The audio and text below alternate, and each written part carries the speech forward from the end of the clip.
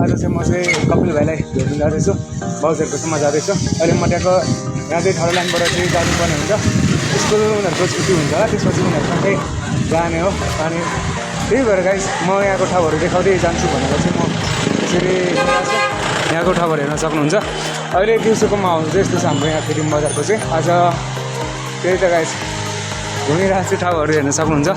यहाँको पसलहरू हेर्न सक्नुहुन्छ यहाँदेखि उधो गयो भने चाहिँ मेन रोड छ म चाहिँ शनिबार हुँदै जानुपर्ने हुन्छ शनिबारदेखि त्यहाँ कपिल भाइहरू भेट्छु त्यसपछि अझै माथि जानुपर्ने हुन्छ हामीहरू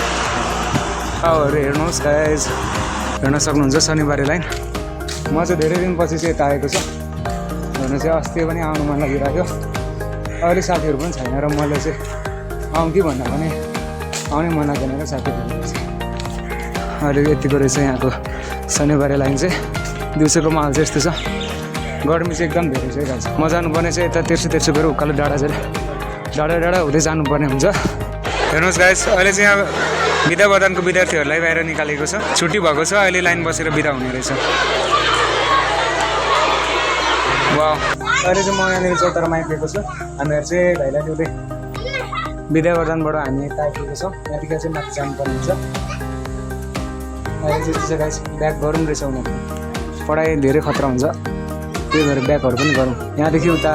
जाने हो भने चाहिँ उता फुलबारी छ हाम्रो गाउँ जानेछ अहिले चाहिँ हामी उता जाँदैछौँ पानी ट्याङ्कीमा आएको छ यहाँनिरदेखि चाहिँ हाम्रो तल फिल्म बजारमा चाहिँ पानी जाने गर्छ धाराहरू जाने गर्छ हेर्न सक्नुहुन्छ कति गहिरो छ यो यतिले चाहिँ हाम्रो फिल्म बजारलाई पुर्याउनु पर्ने हुन्छ त्यो अङ्कलहरू काम गरिराख्नु भएको छ यहाँबाट चाहिँ यो पानी चाहिँ कहाँबाट आएको भन्ने कुरो मलाई अन्दाजमा चाहिँ मलाई थाहा छैन